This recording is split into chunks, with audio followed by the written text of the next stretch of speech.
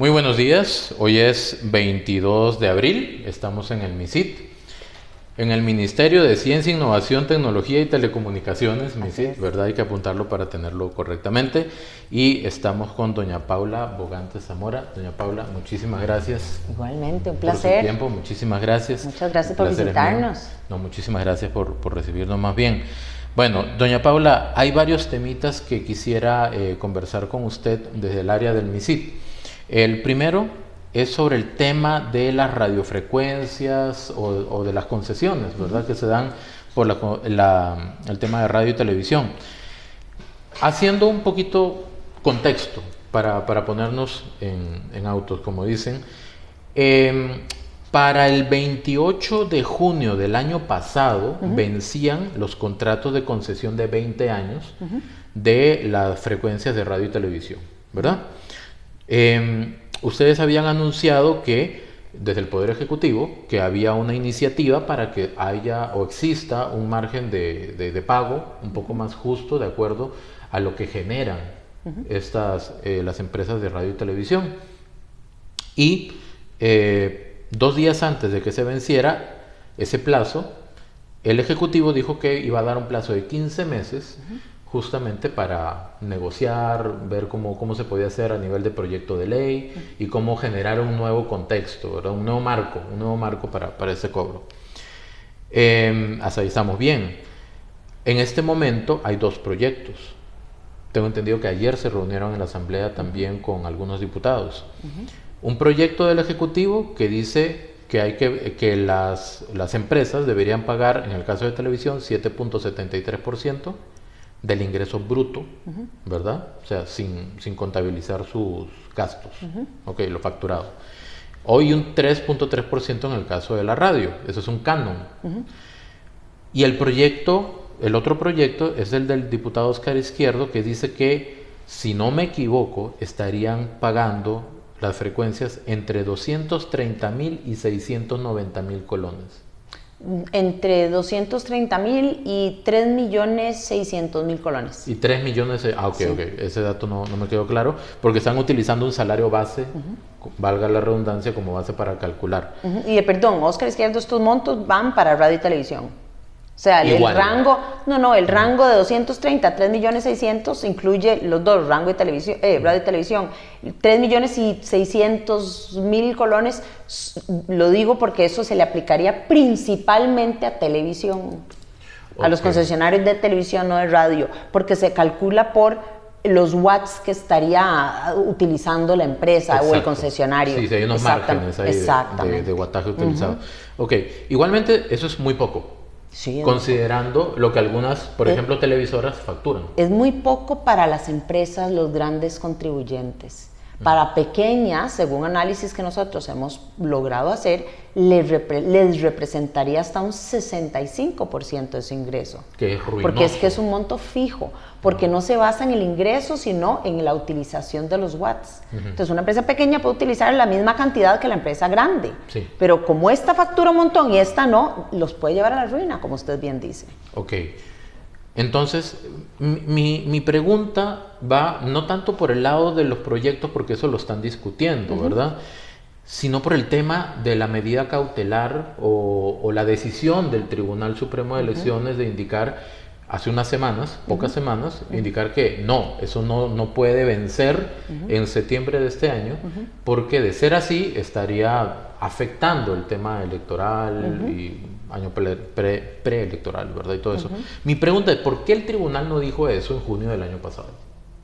Muy buena pregunta. Vamos a ver, porque le voy a responder de varias formas. Primero, y a su pregunta, ¿por qué no lo dice? Porque el tribunal lo que hace es responder 2 consultas que recibe a raíz del anuncio que nosotros hacemos, en donde indicamos que los diputados aprueban una ley que ordene, actualice montos y ordene el tema de las frecuencias de radio y televisión, o nosotros no les vamos a dar una extensión más a sus títulos habilitantes que vencen el 28 de septiembre. Entonces, el tribunal responde, la resolución que ellos publican, comparten, atendía entonces 2 consultas que se les hace en su momento. Una canara y el otro un concesionario, una persona, Andrés Quintana se llama, que él tiene varias empresas de radio. Entonces, por eso es que responde hace un par de semanas el tribunal, porque lo que está haciendo es precisamente eso, respondiendo a 2 consultas que se le hicieron. O sea, no es una pronunciación de oficio, digámoslo así. Es una respuesta a 2 consultas que se le hicieron. Si no se hubieran hecho las consultas, no tenían por qué pronunciarse. ¿Por qué? Porque el tribunal, entre otras cosas, lo que dice, al tribunal se le hacen 2 consultas. Una tiene que ver con, yo necesito que usted me asegure que yo puedo ir a, en palabras sencillas, ir a inscribir mi empresa ante usted, Tribunal Supremo de Elecciones, para la facturación de servicios a partidos políticos durante el periodo electoral. Recordamos que esto es una acción que pueden hacer los partidos políticos, que es cuando termina el periodo electoral, le presentan sus facturas y les dicen esto es, y entonces hay una devolución de dinero. La deuda política. Es la deuda política. Ese es uno. Y la otra consulta que le hacen es, y esta la hizo Canara, si no estoy equivocada, Canara le dice al tribunal, vea, como vamos a entrar en un periodo electoral, el MISID no debería de suspender todo el avance que ellos están teniendo con el proceso de subastas y de negación de prórrogas para extensiones de plazos de 20 años más, y deberían de, ahora sí, extendernos los plazos por 20 años más. Bajo las mismas condiciones que tienen ahora, exactamente. Y ahí es en donde el tribunal les dice, no señores, el Tribunal Supremo de Elecciones no tiene competencia en decirle al Ejecutivo qué deben de hacer con las frecuencias y si deben o no de suspender el avance que están teniendo en las diferentes acciones, subasta, proyectos de ley, denegación de prórrogas, etcétera, etcétera. Entonces, eso es un tema muy importante, porque el tribunal sí está marcando una línea o dejando claro que existe una línea entre sus competencias y las competencias del Ejecutivo cuando tienen que ver con el manejo de las frecuencias de radio y televisión.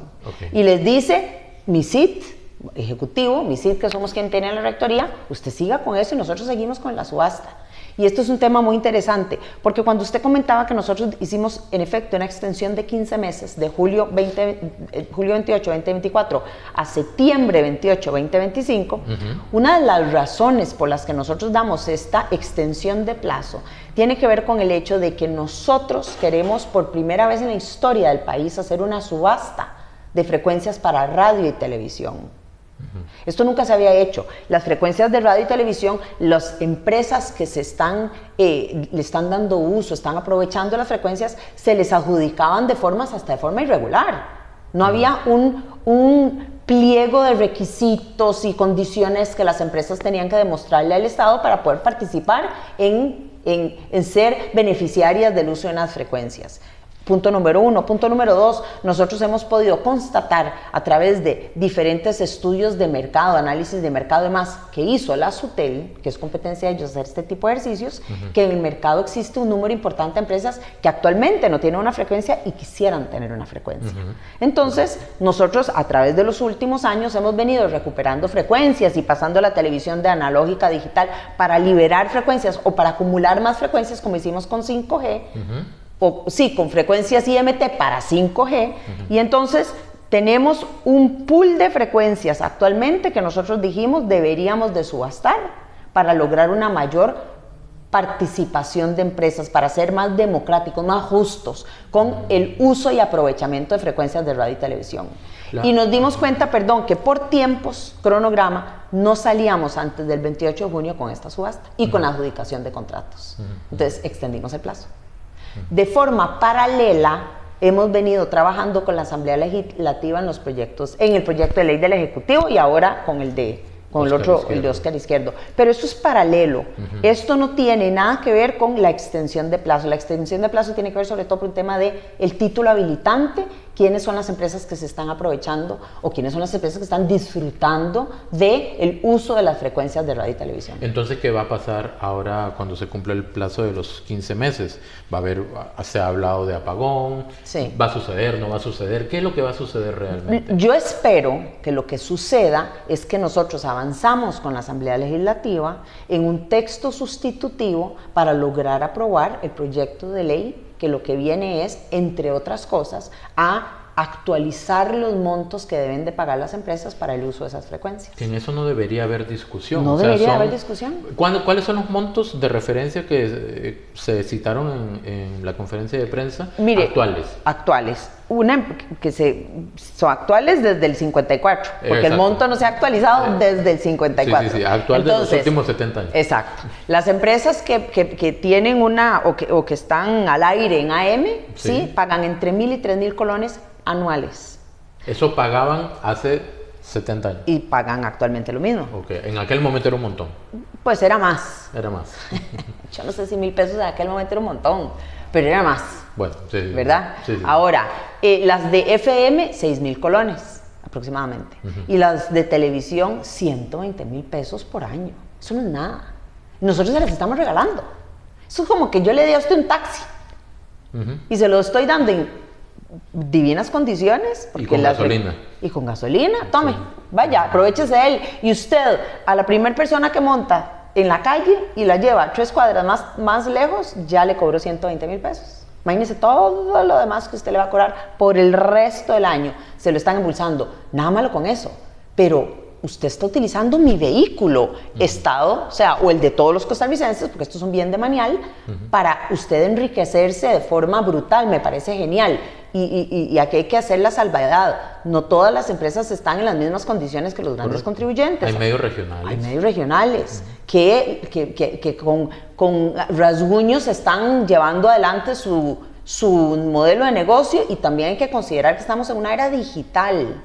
Entonces los medios digitales también vienen aquí o han venido a robarle un pedazo a ese pastel en el que antes comían unos pocos.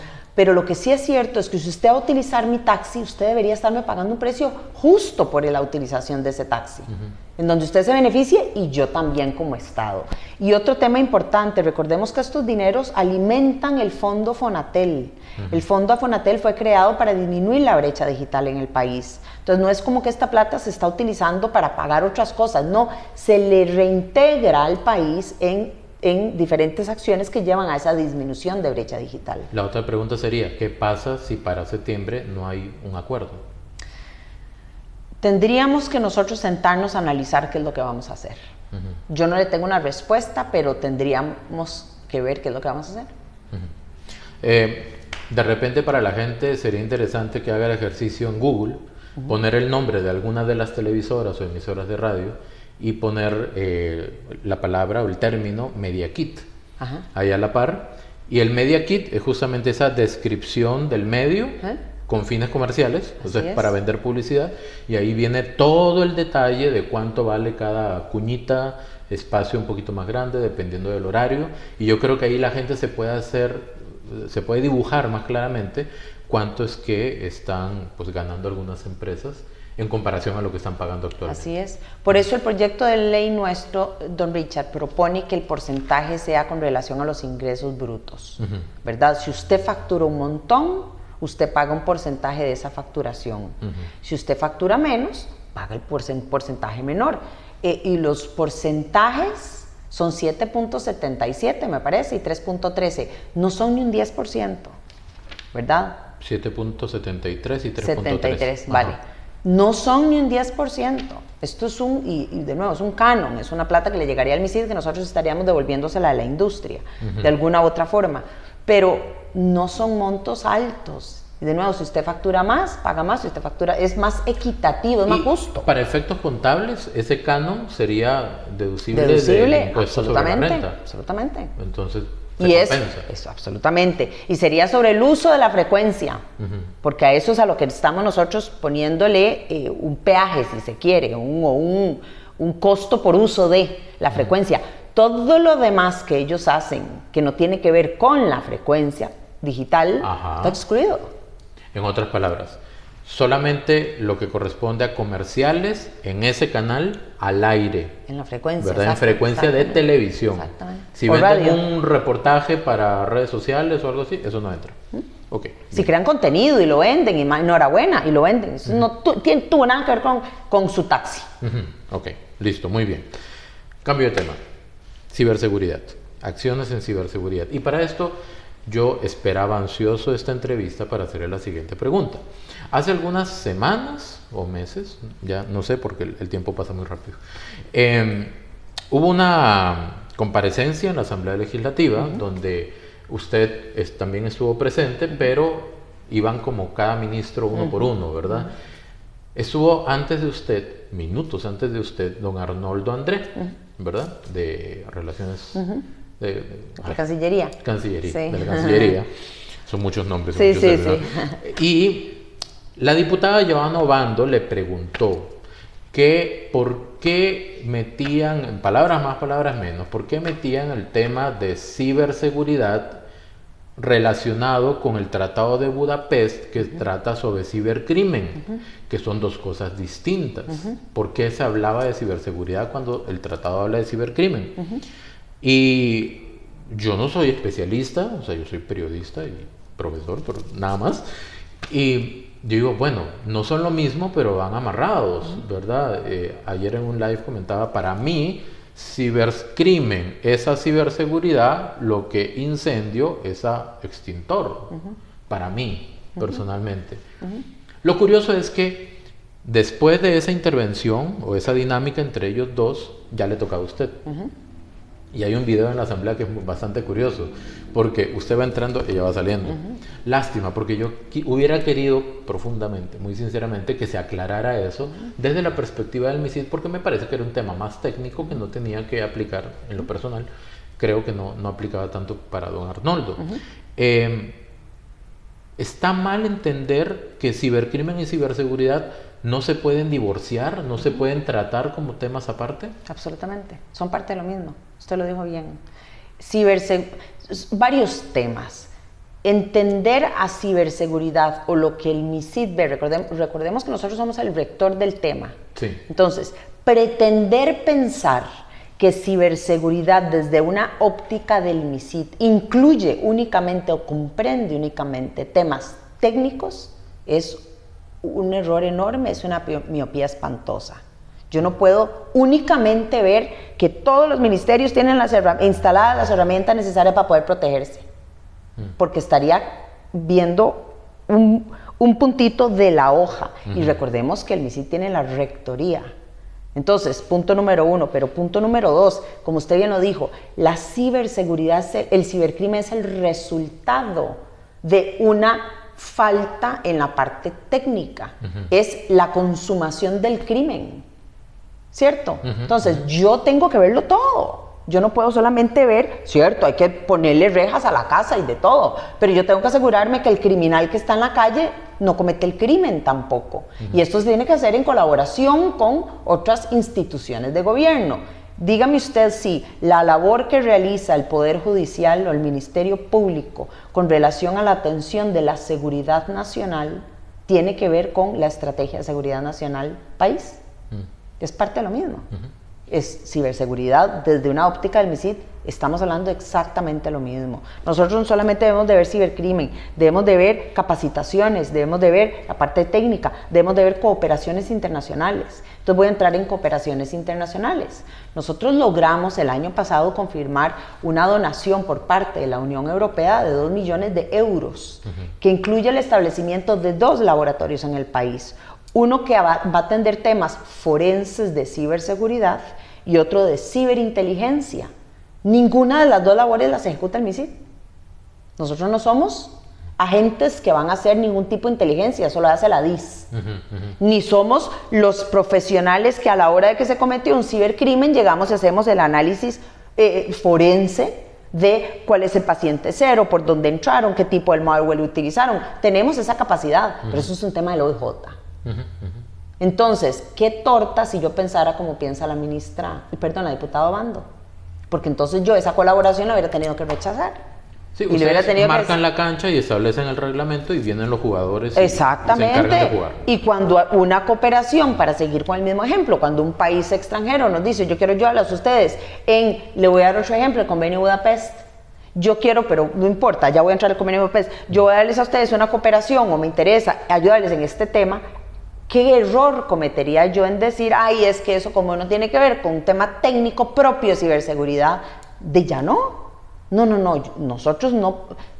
Si lo hacemos así, estamos no haciendo bien el trabajo. Le voy a usar el otro ejemplo del Convenio de Budapest.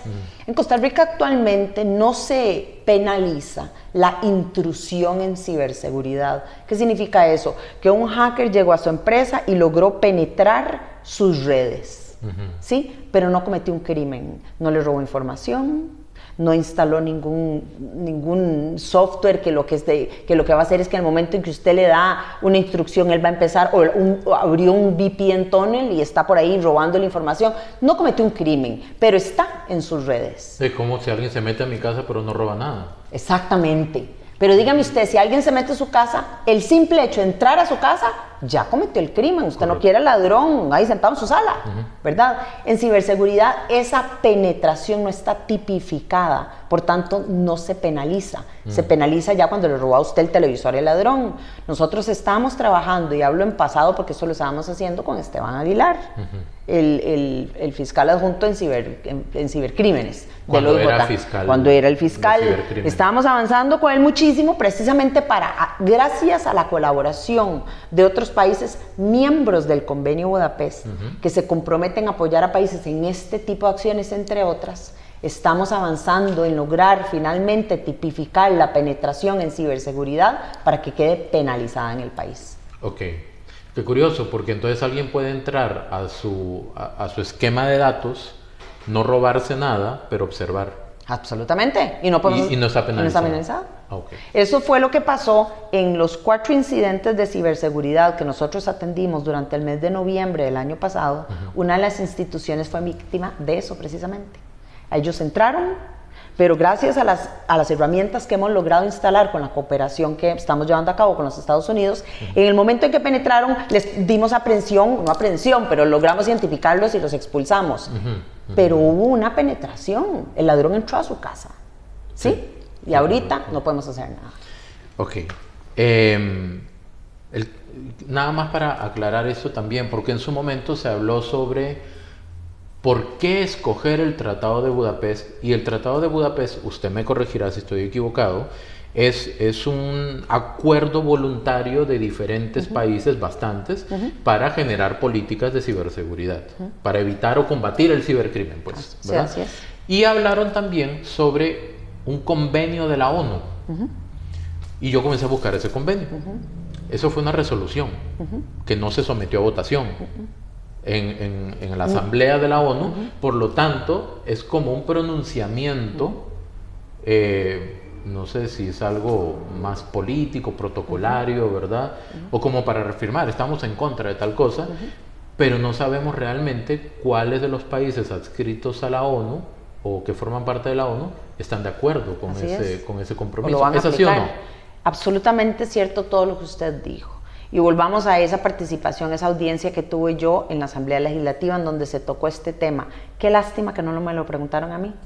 Se lo preguntaron al canciller, cuyo expertise no es ciberseguridad. Él no atiende ciberseguridad. Pero a mí no me dejaron participar con el ministro Tobar ni con el canciller, y cuando yo entré, no me hicieron las preguntas de ciberseguridad. Le respondo, aprovecho y le respondo. Usted lo dijo totalmente correcto. El Convenio Budapest que Costa Rica ratifica, la Asamblea Legislativa de Costa Rica ratificó en el año 2017, es un convenio que ha sido firmado o que 78 países han dicho yo voy a ser miembro de, ¿cómo se dice? Me comprometo a todos los lineamientos y compromisos del Convenio Budapest. 78 países con participación de todo el planeta, de todos los continentes del planeta, africanos, asiáticos, América, Europa, etc. Es como una norma de calidad, digamos, como la CISO, como SINAES, ¿verdad? A nivel de universidades. Así es, que atiende principalmente, se enfocan temas de cibercrimen y existen compromisos. Cuando nosotros fuimos ciberatacados, los países que vinieron a nuestro auxilio eran miembros del Convenio Budapest. Entonces, 78 países lo han ratificado y están en proceso de ratificación un número importante de países más que se van a adherir. En América Latina me parece que son como 4 o 5 países los únicos que no se han adherido y están en proceso de. no sé cómo decirle, el convenio de la Unión Europea, no sé cuál nombre deberá de tener esto. Es, como usted bien dijo, es una resolución. Es el primer borrador de la ONU, perdón. Es el primer borrador en el que se está trabajando para eventualmente llegar a un convenio, en donde países miembros de las Naciones Unidas dicen, vale, yo, entendiendo todos los compromisos, voy a adherirme a este convenio. Pero apenas es un borrador que presentaron varios países, nosotros nos involucramos en su momento, se hicieron mesas técnicas y demás, y trabajamos en el borrador. Lo que varios diputados han propuesto es que nosotros no excluyamos entre los requisitos del decreto de ciberseguridad en redes 5G y superiores, eliminemos el convenio de Budapest e incluyamos este convenio. Y yo les digo, ¿y cómo hago? Porque ningún país lo ha ratificado. Entonces, ¿qué hago? Es que no se ha votado. Es que no se ha votado. O sea, entiendo que el Consejo de la ONU ¿sí? Hizo un pronunciamiento donde dice, estamos en contra de todos los crímenes ¿sí? a nivel cibernético. ¿Sí? Eso fue lo que entendí, palabra más. Y hay una noticia que está en el portal de la ONU que indica justamente eso. ¿Sí? Entonces, no es un compromiso. No tiene ningún tipo de compromiso. Hasta hoy no tiene ningún tipo de compromiso. Es un documento muy bonito que va en una muy buena dirección, pero es un borrador. Entonces, si yo como un manifiesto. Ajá. Okay. Entonces, si yo digo, vale, voy a excluir convenio de Budapest por las Naciones Unidas, quedan excluidos todos y cada uno de los países del planeta. Ahí sí nos llevó la trampa, porque ninguno lo ha ratificado. Entonces, ¿de qué hago? No me sirve. Okay. En cambio, el convenio de Budapest es el único documento que incluye el único documento que existe actualmente en el mundo que atiende temas de ciberseguridad y que ha sido ratificado por 78 países. Y que hay voluntad. Y de nuevo, es voluntario, usted lo dijo. Nosotros no estamos excluyendo a ningún país, los países se autoexcluyen al no adherirse a este compromiso.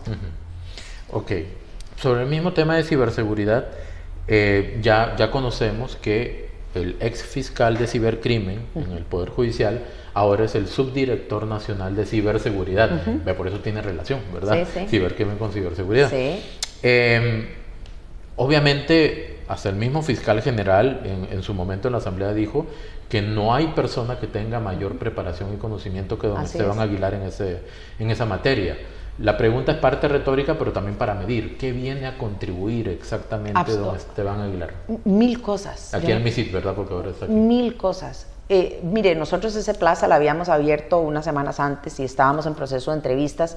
Cuando nos enteramos que Esteban pues tenía intenciones de separarse del OIJ y andaba buscando otras retos profesionales, nosotros dijimos, pues... Estaba buscando el año sabático. Estaba aplicando un tiempo, sí, algo así. Pero bueno, al final Esteban se incluye dentro del proceso de entrevistas y es que su expertise es reconocido internacionalmente. Yo le voy a contar a usted una anécdota. Yo fui a un evento de ciberseguridad en Madrid, en España, y allá funcionarios del gobierno de Madrid me llegaron a hablar de Esteban.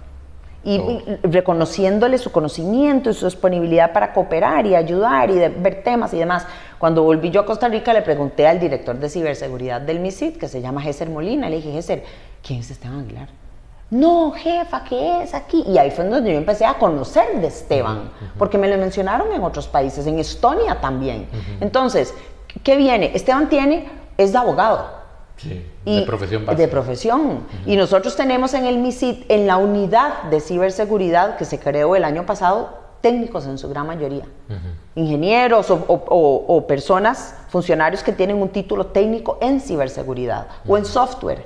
Entonces, Esteban viene a complementarnos enormemente en un montón de temas desde una óptica legal, si se quiere. Fusionado con lo técnico. Fusionado, por ejemplo, lo que yo le decía, la tipificación de la penetración en ciberseguridad. Este tema que estábamos llevándolo con Esteban en la OJ, ahora lo estamos llevando desde el MISIT. Pero en tipificación de crímenes, cibercrímenes, hay que actualizarnos muchísimo. Entonces ahí Esteban puede venir a aportar, a ayudarnos muchísimo. También en hacer, que ya lo estamos haciendo, ya estamos trabajando con una institución de gobierno, cuando hacemos esos análisis de cuál es el estado de la institución en protección o en temas generales de ciberseguridad. La óptica de ambos de GESER, desde la parte técnica, Esteban, desde esa parte jurídica, si se quiere, complementan poder ayudarnos a hacer esos análisis a estas instituciones, que es una de las labores del MISIT. Entonces, de nuevo, para nosotros es un lujo tener a Esteban en este momento trabajando en el MISIT. Excelente. ¿Y cómo podemos dimensionar en este momento el tema de la ciberseguridad en el país? ¿Qué datos de repente podrían haber? Me imagino que ustedes los mapean, porque eso nos ayudaría a entender realmente si eso es una problemática o no, o de qué nivel o gravedad es la problemática que estamos viviendo. Vean, a nivel global es un problema, porque la industria de ciberseguridad se calcula en los billones de dólares. Se ha hablado inclusive que si nosotros separáramos la industria de ciberseguridad y la viéramos como una economía, estaría entre las 5 economías más fuertes del mundo, por lo que el dinero que genera, que representa esta industria, desde protecciones a empresas, capacitaciones y demás, funcionarios, no funcionarios, pero personas con un título que tiene que ver con ciberseguridad, hasta desde la parte mala, lo que gobiernos le pagan a organizaciones para que se dediquen a cibercrímenes, a penetrar a instituciones, empresas o robar información a personas. Atacar. Exacto, o el ransom, el dinero que le piden estas empresas, como nos pasó con Recope, que el ransom que piden, la hoja de recuperación de... El rescate. El rescate. Entonces, todo eso sumado, y si nosotros lo viéramos como un país o como una economía, estaría entre las 5 más fuertes. ¿Qué les representa a Costa Rica? Para el año 2019, el registro de ciberataques que nosotros tenemos, que se llevaron a cabo en todo el país, rondaban los 75 millones. Para el año pasado... Millones. Para el año pasado ya superábamos los 115 millones. Y esto estamos hablando de un periodo de 4 años más o menos. Y considerando que entre el 2019 y el 2024 ha habido pues también un avance en medidas de seguridad para prevenir. Totalmente. Eso. Ustedes no han escuchado tanto de ciberataques en los últimos años. Han habido, no estoy diciendo, y pasan todos los días. Sí, correcto. Intentos de... Entonces, divida 115 entre 365 días y dése cuenta de la cantidad de intentos de ciberataques que nosotros atendemos todos los días. Pero las protecciones han venido mejorándose. Nosotros, con la colaboración de los Estados Unidos, podemos decir en este momento que ya más de 40 instituciones tienen una protección óptima, con una de las mejores empresas de la industria, identificado así por Gartner, que es una de las empresas que se dedica, entre otras cosas, a hacer este tipo de análisis. 1. 2. Hemos capacitado a más de 300 funcionarios de departamentos de tecnología de diferentes instituciones en temas propios de ciberseguridad. Porque uno de los retos más grandes que hemos logrado constatar tiene que ver con eso, con el conocimiento. Muchas veces el funcionario del departamento de tecnología cree que porque él sabe o ella sabe instalar un firewall o alguna de estas, antivirus, ya entendió. Y no, ciberseguridad es mucho más complejo. Desde eso, desde levantar protocolos y compartirlos con instituciones. ¿Qué tiene que hacer usted en caso de que esté bajo un ciberataque o tenga el temor crea que una de sus computadores o alguno de sus servidores está siendo... Sí, cómo reconocer incluso que pueden estar siendo víctimas de un ciberataque. Entonces, desde protocolos de ese tipo de cosas hasta capacitación de funcionarios. Nosotros, desde hace 2 años, venimos compartiendo con todas las instituciones del Estado, las públicas del Estado, quise decir ministerios o instituciones autónomas, un curso que todo funcionario debe de pasar. Ahora, cada institución ha sido muy creativa en ver en cómo hacer para que este curso tenga obligatoriedad. ¿Y cómo lo han hecho? Nosotros en el MISIT lo decimos igual. ¿Usted quiere teletrabajo? Tiene que pasar el curso de ciberseguridad. Es uno de los requisitos. ¿Por qué? Porque usted va a ser más... Porque uno de los mayores cibercrímenes, volviendo a su pregunta, que se dan en el país y en Costa Rica no es la excepción, lo que se llama phishing.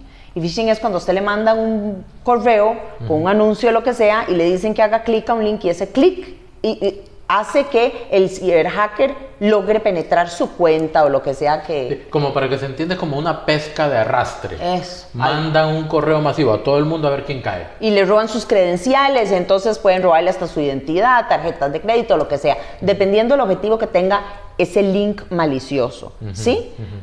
Y muchas veces este tipo de phishing o de, voy a decirlo diferente, pegarse a una red que no es segura, entonces hace que estos tipos de correos de phishing ingresen a su correo, por ejemplo. Nosotros aquí los tenemos bloqueados, el ministerio. Entonces, usted si va a ir a trabajar a un café, que a mí me parece divino que lo pueda hacer, sepa que si usted sale de su casa, los peligros afuera son más grandes y sepa identificarlos. Entonces, estos cursos hablan, entre otras cosas, de este tipo de cosas. Cuando va al café, no se conecte a la red que le están ofreciendo, porque usted está abriéndole la puerta a los malos para que puedan entrar a su computadora. O no sabe qué medidas de seguridad tiene ese café para evitar que los malos se metan. Entonces, o sea, de repente no es una mala intención del café. Para nada. Es que no tiene Pero ellos tienen redes abiertas. Ajá, correcto. Precisamente para lograr que sus clientes se puedan conectar a su red. Sí. Y al tener las redes abiertas, usted ahí está dejando que lleguen... Usted no está controlando, como controlamos nosotros en el MISIT y en los ministerios, que entra y que sale, ¿verdad? Estoy hablando en términos muy sencillos, ¿verdad? Sí, correcto. Pero eso es. Muy profundo eso. Pero eso es. Entonces, señores, tomen teletrabajo. Yo me aprovecho del teletrabajo, pero seamos menos ingenuos en lo que debemos o no debemos de hacer cuando hablamos de temas de ciberseguridad. Yo creo que al final la información es poder. Yo estoy muy agradecida de que estos cursos, de que yo puedo participar o que yo estoy participando en estos cursos, porque es bueno, uno tiene que ir conociendo. Hablamos, por ejemplo, de tiene otro nombre, no es cibercrimen, pero para niños, para las dos poblaciones más vulnerables en ciberseguridad son las personas mayores y los niños. Entonces, yo soy mamá de un adolescente. Estos cursos incluyen también módulos que tienen que ver con cómo atender las redes sociales para jóvenes y no sé qué, por temas de cibercrimen y demás. Vale, la información es poder. Sí, correcto. De hecho, tengo entendido de que cuando usted asume el ministerio, estaba en una especialización en transformación digital con el MIT. Así es. El Instituto Tecnológico de Massachusetts. Así es. Porque es difícil de pronunciar a veces. Sí, sí. Y me imagino que es parte también de todo ese conocimiento que van cosechando y aplicando. Absolutamente. A mí la tecnología me empezó a llamar la atención desde hace muchos años.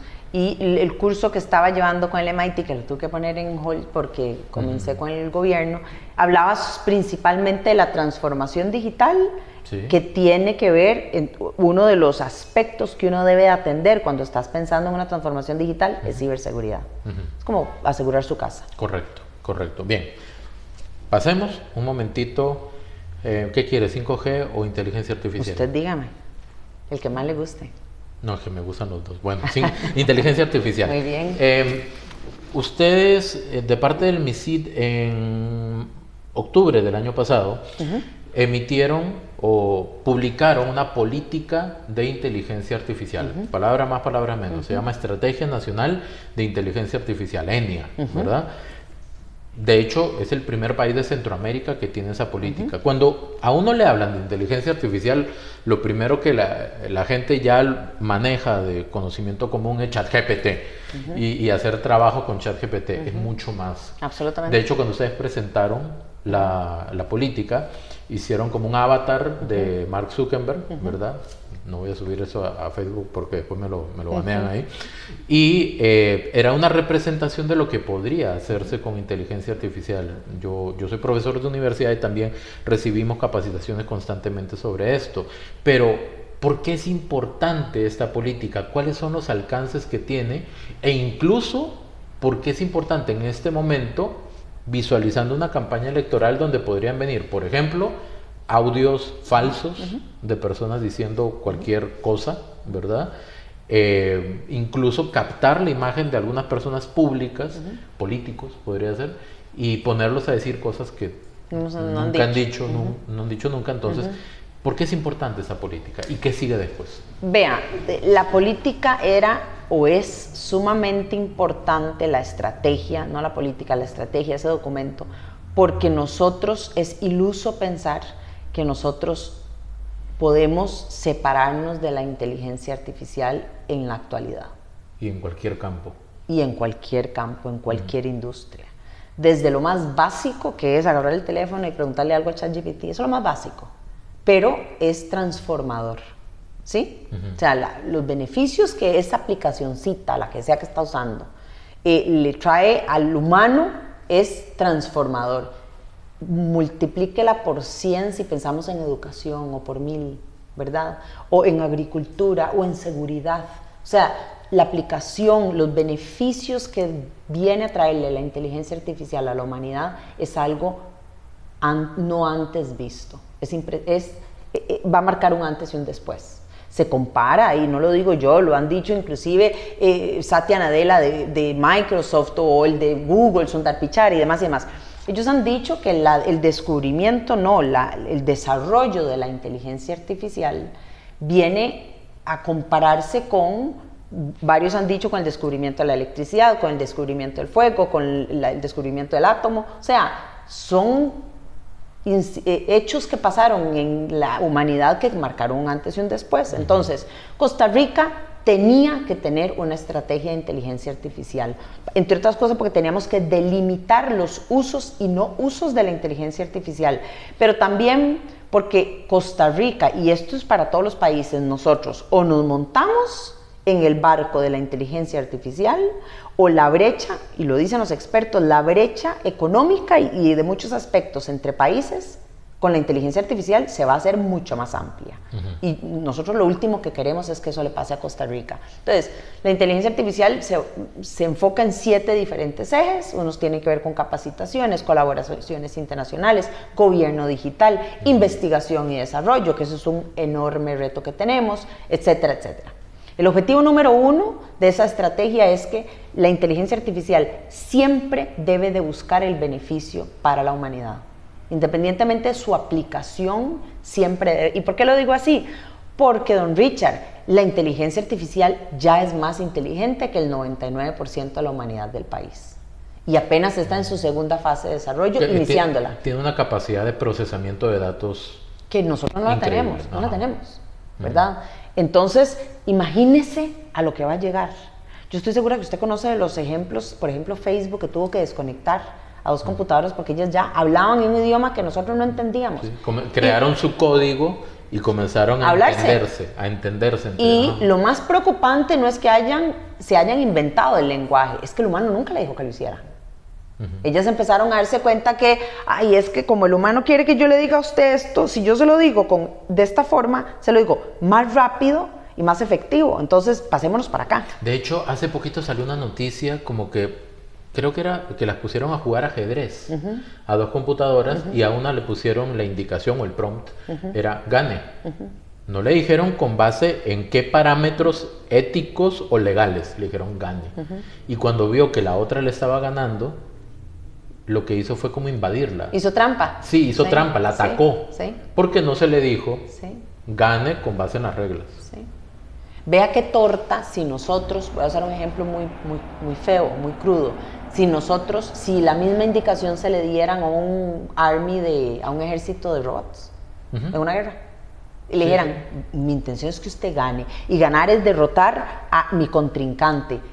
Pero mismo ejemplo, si al que le dijeron gane se empieza a dar cuenta que está perdiendo, ¿qué pasa si dice yo voy a arrasar y si en el camino me tengo que llevar a lo que sea porque mi objetivo es ganar, lo voy a hacer? Si de camino está a un pueblo, se lo llevaron a rastras. Estoy usando un ejemplo muy crudo, pero lo que también es cierto es que, igual que en ciberseguridad, tanto beneficio le puede traer la inteligencia artificial a la humanidad como daño si no logramos contenerla. Es que al final de cuentas la inteligencia artificial está operada por el ser humano, de acuerdo a la configuración y a los órdenes que le dé. Hoy, don Richard. A hoy. En unos años no sabemos, ¿verdad? Por eso es que hay que tomar las acciones necesarias en ese momento y no llegar a los escenarios ficticios hasta el momento de Terminator y todas estas... No pensemos en eso, pero no seamos ingenuos. Por primera vez en la historia de la humanidad, nosotros vamos a tener que compartir nuestro espacio con un ente más inteligente que uno. Por eso es importante desde este momento establecer el marco absolutamente, en el que se va a jugar con absolutamente. Y eso es lo que ese es el objetivo de ENIA, de la Estrategia Nacional de Inteligencia Artificial, delimitar esa cancha, ¿sí? Nosotros, uno de los ejes es gobierno digital. El beneficio que puede tener, que le puede representar a Costa Rica, el hecho de que nosotros nos digitalicemos, que nosotros utilicemos herramientas, soluciones de inteligencia artificial para análisis de datos, ¿sí? Hablábamos de ChatGPT. Vea qué lujo sería que nosotros pudiéramos agarrar la base de datos de la caja, el EDUS, suyo, mío, de todos los costarricenses, y decirle a este ChatGPT a la décima. El pagado. El pagado, sí. El pagado. Más, con un montón más de capacidad. Sí, de aplicaciones. Y decirle, yo quiero que usted analice por qué es que Costa Rica tiene los incidentes más altos de cáncer de estómago. ¿Qué es lo que está pasando? Que es un hallazgo al que podría llegar un grupo calificado de personas, pero demoraría años. Porque habría que revisar todos los expedientes, todos los historiales, todos los partes, todas las epicrisis, etcétera, ¿verdad? Sector salud, para seguir con ese ejemplo. Una de las primeras soluciones que se lanzan al mercado lo hizo IBM hace muchos años con una solución que se llamaba Watson, yo no sé si usted se acuerda. Y se enfocaron en sector médico. Y a Watson hay un ejemplo muy interesante en donde agarran un grupo de doctores y les dicen, esta es la ficha médica, de este paciente que sufría de un cáncer X. Y yo necesito que entre ustedes se sientan y van a ver qué quimioterapia deberíamos de aplicarle o qué tratamiento deberíamos de aplicarle a esta persona. Hicieron lo mismo con Watson, pero Watson no le dieron el caso de él, le dieron un montón, miles de files de casos de cáncer. Para sacar un patrón. Para que pudiera entonces, con base a toda esta información, que estos eran doctores que tenían una especialidad en oncología, ellos también llevan años acumulando conocimiento. A Watson le metieron todo esto y le dijeron, ahora sí, vea, y analizaron la solución del cirujano, la respuesta del cirujano propuesta versus la de Watson, y se dieron cuenta y lo aplicaron. Fue un experimento que hicieron. La solución de Watson fue más efectiva que la del cirujano, porque Watson pudo ver que entonces Watson dijo, bueno, esta quimioterapia se la ha puesto a este paciente que sufre, voy a decir que era un cáncer no importa, de páncreas.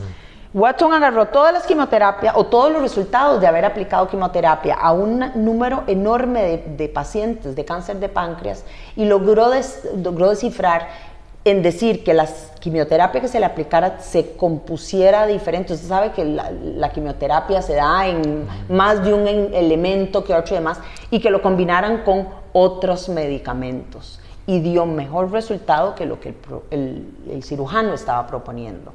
Entonces, todo esto para decir que la inteligencia artificial tiene esa capacidad de análisis de datos que nosotros no tenemos, no damos para tanto, nuestro cerebro no da para tanto. ¿O no hay tiempo? Yo creo que no damos para tanto. Bueno, también. ¿Verdad? O sea, también en la velocidad de análisis que tienen ellos, la capacidad retentiva. Ya quisiera yo que todo lo que yo he leído en mi vida, acordarme, pero no se lo olvida.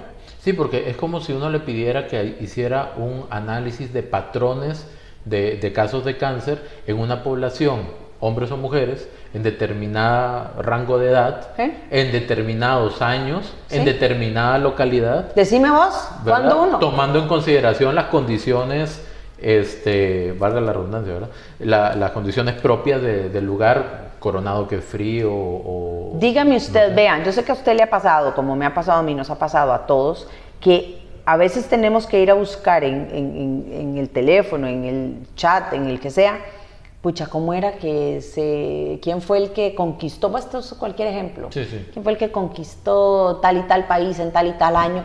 Yo sé que yo lo leí, aquí está, pues que yo no me acuerdo. Entonces, la inteligencia artificial no tiene ese problema. Ellos pueden echarse para atrás, lo hacen, ¿verdad? Está guardada. Esa información usted todavía la tiene aquí, en su cabecita. De hecho, el día de ayer, hoy es 22, ¿verdad? El día de ayer yo estaba analizando la noticia que ha salido últimamente sobre la investigación entre Panamá y Costa Rica de un banco que no se ha dicho cuál es. Sí. Y es muy económico el tema, muy financiero. Sí. Y uno es periodista, no es economista. Exactamente. Entonces yo le cargué todo lo que encontré a ChatGPT, le dije, necesito que actúes como un especialista en esto, esto y esto, y que me digas en términos muy sencillos qué está pasando. Y ahí me lo explicó, y ahí sí lo entendí. Exacto. Se dice que en los próximos años, ChatGPT no, las soluciones de inteligencia artificial van a tener la capacidad de un conocimiento de hasta un 90% en todas las industrias. Entonces no llegan a un 100%, pero sí a un 90% una solución de inteligencia artificial. Yo no llego al 90% en una, y esto va a llegar a un 90% en todas. Entonces es como, yo me lo imagino como andar con un Google caminante, ¿verdad? Una super biblioteca, en donde yo uso la biblioteca porque yo en mis tiempos de la U había que ir a la biblioteca y sacar la fichita, el librito. Es eso, es como andar. Y leer todo el libro. Y leerse, ¿verdad? Para ver ahora le hacen la pregunta y el chat hace lo que usted y yo hacíamos antes cuando íbamos a la biblioteca. Entonces. Tiempos aquellos. Entonces, de nuevo, seríamos muy ilusos si nosotros no logramos aprovecharnos de la inteligencia artificial. Y vea qué interesante. Es un punto de no retorno. O sea, hay que meterse ahí y hay que entenderlo. Exacto. Es una obligación. Y debemos posicionarnos. Y nosotros lo que hemos venido haciendo desde el MISID por el último, tal vez, año. Nosotros en la OSD recibimos la presidencia para la ministerial que se lleva a cabo ahora en junio. Por parte de Japón. Antes la tenía Japón, la tuvo por un año y se la pasó a Costa Rica. Es la primera vez en la OSD que un país miembro tan nuevo como es Costa Rica, 3 años, reciba una presidencia de este tipo. Y lo que hicimos fue COMEX, MINAE y MISID, pero COMEX, MINAE y MISID estamos presidiéndola. Sí. Pero COMEX, MISID lo que dijimos fue, trabajemos en una herramienta que se pueda compartir con miembros de la OSD y con economías en proceso de desarrollo como Costa Rica. Y usemos el ejemplo de Costa Rica en la implementación de soluciones de inteligencia artificial para hacer un gobierno digital. Usemos nuestro ejemplo, porque en esto hemos venido trabajando durante los últimos años, sobre todo en la última administración. Eso haría muy eficiente al Estado. Al mundo. Piense, vea más allá de Costa Rica.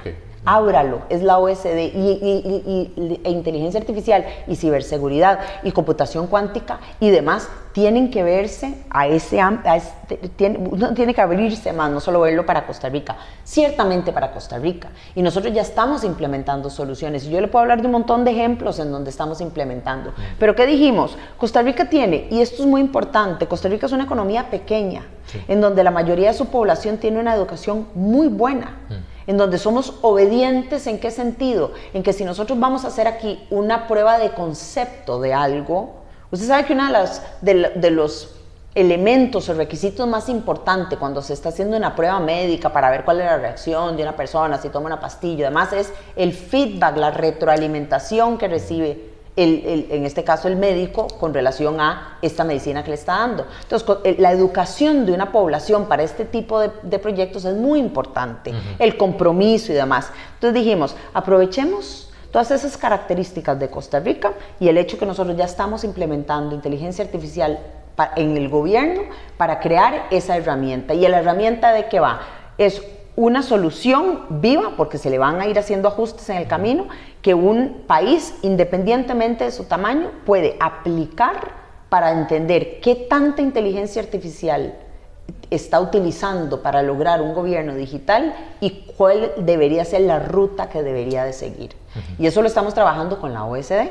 Ellos son los que están utilizando Costa Rica montando esta herramienta. Pero ¿quiénes nos están ayudando? Japón, Gran Bretaña, Francia, Italia, Corea del Sur, y se me están escapando más países.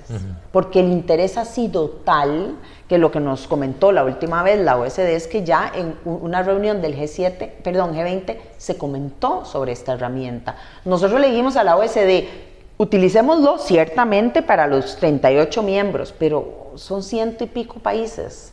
No lo dejemos solamente para la utilización de estas economías ya de por sí fuertes.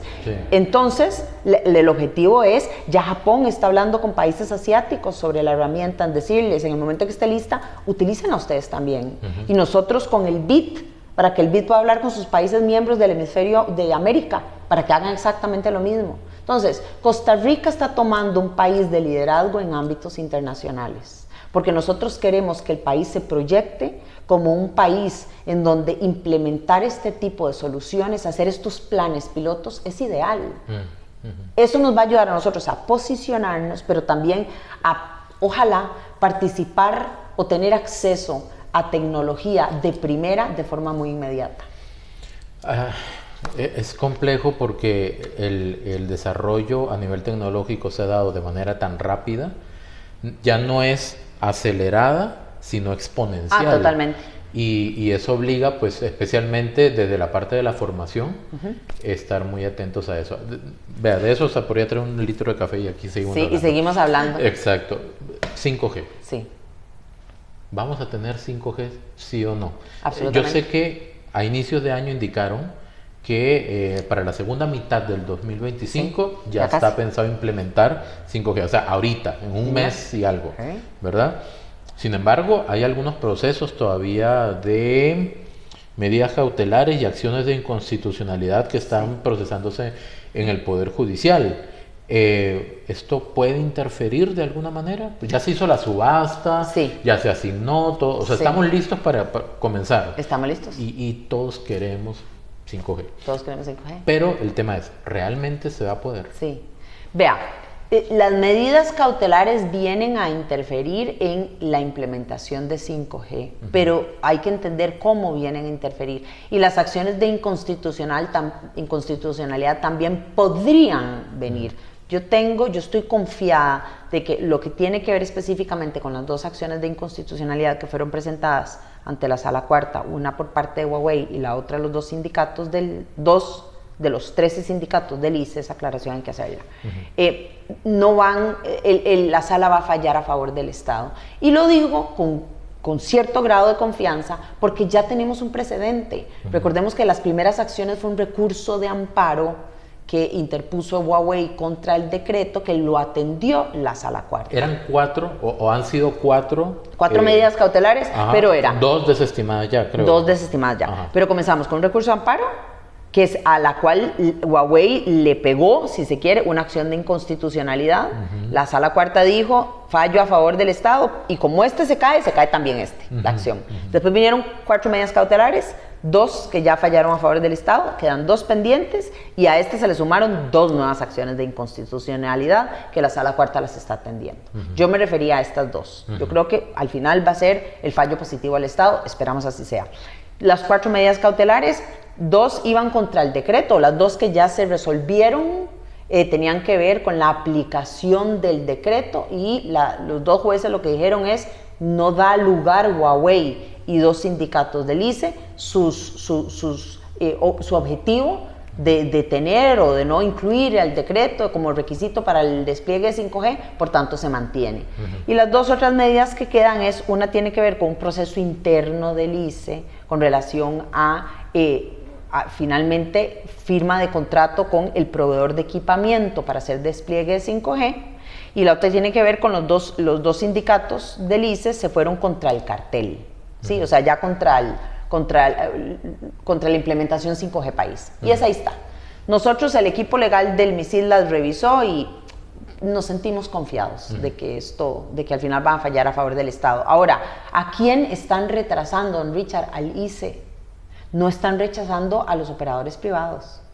¿Por qué? Y no están atrasando a los operadores privados, ni están atrasando al MISID, ni están atrasando a Sutel.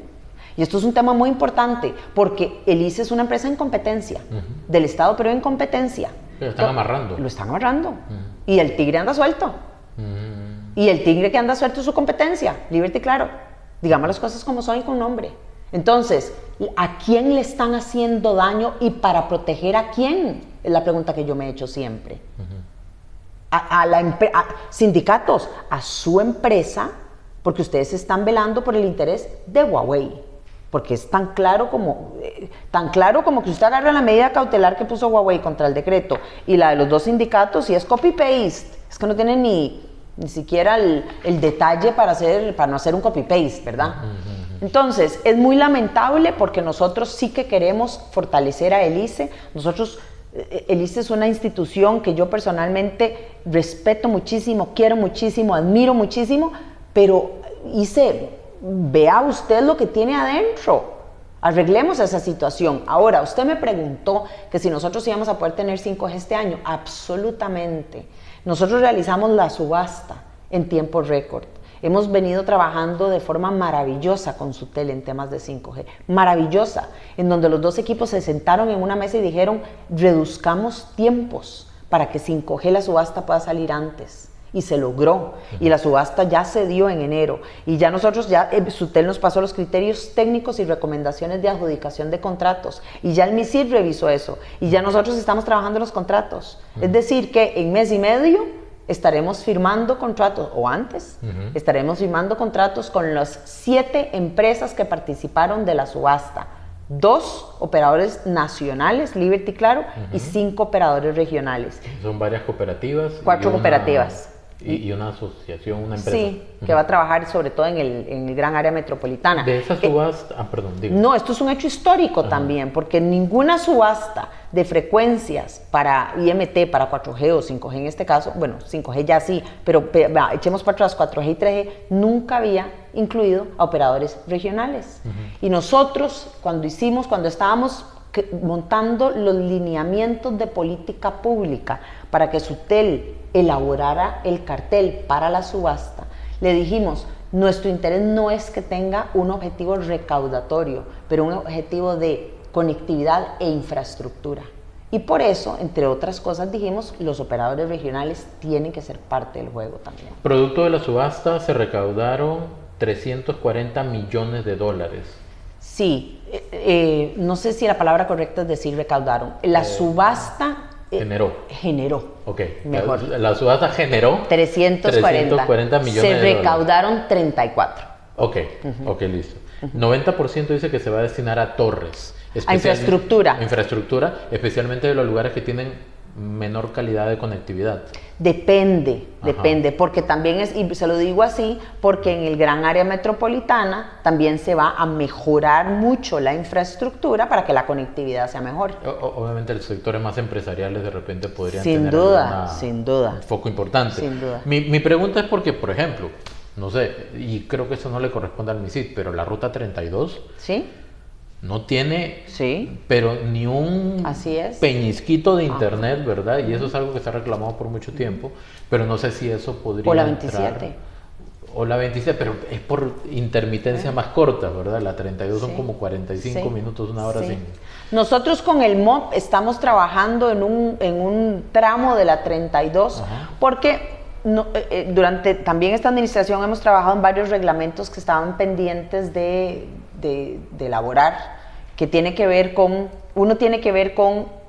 está totalmente ligado con el MOP, porque tiene que ver con mejora en infraestructura para telecomunicaciones. ¿Y qué dice? En palabras muy sencillas, si el MOP está trabajando en mejorar una carretera, más allá que bacheo, o en nuevas infraestructura vial, tiene que dejar el previsto del ducto para el cable de conectividad de 5G o el que sea, 4G.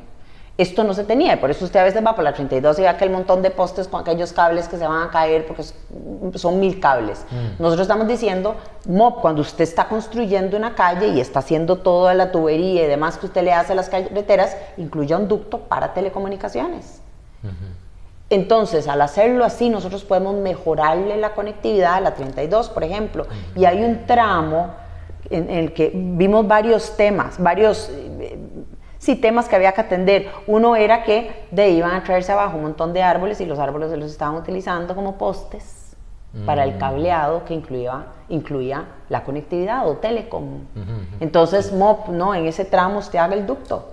Y lo que venía por cable después se pase subterráneo, más seguro, más esto, más lo otro. Hay regiones rurales en donde el cable se lo comen las ardillas.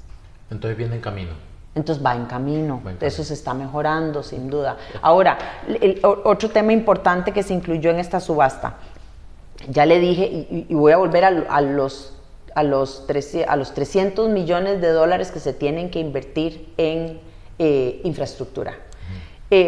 Nosotros le dijimos a los operadores, usted me va a pagar a mí solamente el 10%, a mi estado, que va para Fonatel, y el 90% usted se va a comprometer, usted va a hacer la inversión en infraestructura. Que es como pasaba antes, le dan los 340 mil, por eso le dije, no se recaudó, generó. Porque como pasaba antes, usted, el operador le tenía que dar los 340 millones de dólares al Estado, que llegaban a Fonatel, y después Fonatel tenía que trabajar en un cartel para ir a mejorarle la infraestructura a zonas rurales, y se nos iban años. ¿Sí? Entonces nosotros dijimos, no, démosle la vuelta. El proceso de contratación pública es muy lento. Entonces, usted, empresa Dos Patitos, me da a mí el 10% de su factura final de la subasta. Y el 90% usted se va a comprometer, dependiendo de las bandas en donde usted adquirió subastas, así venían compromisos. Pero los compromisos van de 2 a 6 años. En 2 años usted tiene que hacer toda la implementación, si fue en esta banda o en esta otra, tiene hasta 6 años. Punto 1. Es decir, los postes los ponen ellos, no los ponemos nosotros, ni Fonatel. Punto 2.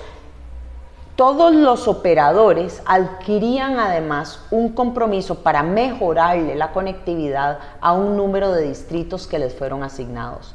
Nosotros logramos identificar 134 distritos en todo el territorio nacional que por diferentes condiciones son prioritarios, porque tienen una población óptima para que se les mejore la conectividad, porque tienen conectividad 2G o una 3G muy pobre y por un montón de otras razones. Entonces ellos tienen que no solamente invertir ese dinero, esos 300 millones, lo que le corresponda a cada uno, en el plazo que ya le dije, según quedó estipulado en el contrato, pero usted va a ir a mejorarle la conectividad a Opala, estoy usando cualquier ejemplo, y para eso tiene tanto tiempo mejorarle la conectividad, la infraestructura, la inversión en infraestructura puede llegar o debe de llegar a esos cantones. Y hago la aclaración, es mejorar la conectividad, eso no significa que se les va a llevar en el próximo año 5G, pero sí que van a pasar de 3G a 4G y oportunamente a 5G. Van a tener mejor internet. Absolutamente. Ya para terminar, y esto lo tenía que haber dicho al inicio, pero nos metimos directo, ¿verdad?, los temas. Paula Bogantes Zamora, máster en Comercio y Mercados Internacionales, también graduada de Administración de Negocios, especialista en liderazgo organizacional, con estudios en transformación digital con el MIT, trabajado en Comex, en CONAFAC, con el BIT, entre otros, y también fue finalista en el Cyber Policy Awards, que lo organizó el Instituto de Seguridad y Tecnología con la Cámara de Comercio de Estados Unidos y Microsoft, y tenía el objetivo de reconocer a los líderes que impulsan políticas a nivel cibernético. Usted fue finalista, ¿verdad? Eso fue recientemente. Eso fue recientemente. Ok, que eso es interesante, ¿verdad? Muy interesante de resaltar. Mi última pregunta es muy corta. ¿Cómo está su agenda para agosto? ¿Cómo está? ¿Por qué para agosto? Pregunto, por un mes. ¿Pero por qué agosto? No entiendo. No sé, si tiene algún plan para final de julio. Ah, no, ya le entendí. Vea, don Richard. Es obligado preguntar. No, yo entiendo que usted me pregunte. No entendí al principio, ¿verdad? Yo decía, ¿por qué agosto? ¿Qué pasa en agosto? Dios mío, ¿el cumpleaños de quién es? ¿Qué está pasando aquí? El Día de la Madre. El Día de la Madre. Vea, don Richard, yo le voy a ser muy franca. A usted se le olvidó incluir dentro de mi experiencia laboral a CINDE. Yo trabajé antes de llegar a Comex con CINDE 11 años. De hecho, aquí lo tengo. Vea. ¿Sí lo tiene? Pero me lo brinqué. Ah, bueno, no. O sea, CINDE, yo trabajé con CINDE y disfruté muchísimo, enormemente mis 11 años en CINDE. De hecho, los últimos 5 fueron en tecnologías digitales. Ahí fue donde yo me empecé a meter en este mundillo, que me encanta. Y yo decía en CINDE es una organización privada sin fines de lucro, pero sí que trabajaba muy de cerca con el gobierno. Y yo decía en CINDE, yo jamás le trabajaría al sector público. Lo más cerca que yo le trabajaría al sector público es CINDE, que es privado. Jamás, ¿qué es esto? Y le puedo decir a hoy que el trabajo que más he disfrutado ha sido este. Vea qué ironía. Por eso uno tiene que tener mucho cuidado con lo que uno dice. ¿Por qué? Entre otras razones. Porque uno tiene la dicha de tener este puesto es el impacto que uno puede crear ¿sí? Entonces uno tiene esa responsabilidad. Yo todos los días me levanto, en CIN decíamos lo mismo. En CIN yo al final todos los años decía, de mi sector se lograron confirmar tantos proyectos y crecieron tantos otros proyectos. Esto significó tantos más empleos. Es decir, que yo por día trabajado ayudé a generar tantos nuevos empleos. Y así era como yo sumaba mi rédito, si se quiere, país trabajando sus en indicadores. mis indicadores. Ajá. Ahora en mi CID, de ahí, todos los días, si nosotros nos hacemos bien el trabajo, el impacto país que podemos crear en un ministerio como el MISID. Aquí usted va a decir, usted está, como se dice en inglés, bias, ¿verdad? Porque usted está trabajando aquí, usted va a decir que es el mejor ministerio. Pero yo le digo, es tecnología, es inteligencia artificial, por Dios. El impacto del MISID, simple y sencillamente por ver esos temas, es enorme.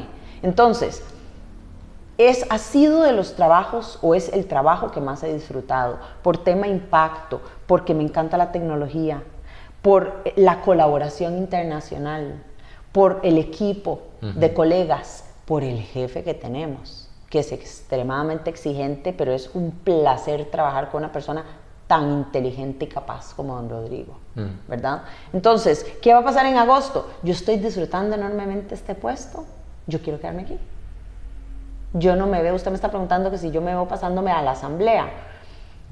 Si usted me pone a escoger, le voy a ser muy franca, de lo que yo he podido ver, y estoy usando tal vez un mal ejemplo, y lo digo porque la asamblea, la aprobación de la que goza la asamblea legislativa en este momento es 20%, 20 algo por ciento.